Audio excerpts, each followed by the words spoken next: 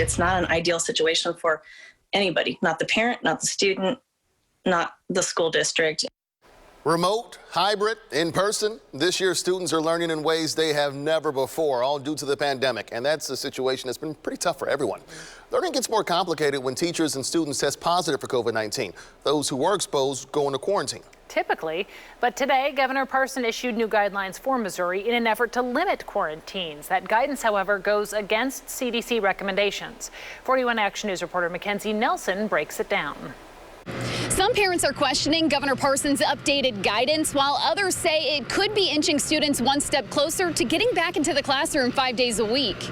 I mean, I went to jump out in my chair. I mean, I can't even explain. That's the happiest thing I've heard basically in 2020. One way or the other, parents are passionate about their child's education. There's no end in sight, and in March it'll be a year, and I mean, we can't just keep putting our lives on hold and education on hold because of this pandemic. That's my opinion. I think we're doing our kids a horrible injustice. Most schools in the metro are doing virtual learning or have shifted to a hybrid model. Few have transitioned to in-person learning full time. Our district is so big that I think if we did all 5 days a week in person, that could be disastrous. Districts have drawn up and erased guidelines numerous times as recommendations have changed throughout the pandemic. Thursday, Governor Mike Parson announced updated guidelines for K-12 schools. Because transmission within our schools appears to be low, and masks continue to be effective in slowing the spread of the virus,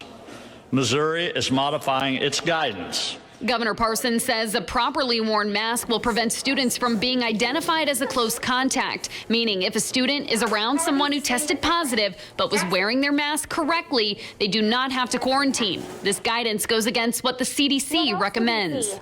Masking makes a difference. I wholeheartedly endorse wearing masks properly. I think one of my concerns from the school perspective is being sure that the mask is worn properly by both the people around the person that's identified as positive and the positive person. The CDC says anyone who was within 6 feet for 15 total minutes or more would be a close contact and should quarantine. School districts can decide which guidance they want to follow. In Kansas City, Mackenzie Nelson, 41 Action News.